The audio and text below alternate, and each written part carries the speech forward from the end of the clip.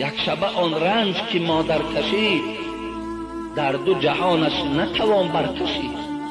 شاعر میگه یک شبه آن رنج که مادر کشید در دو جهانش نتوان برکشید.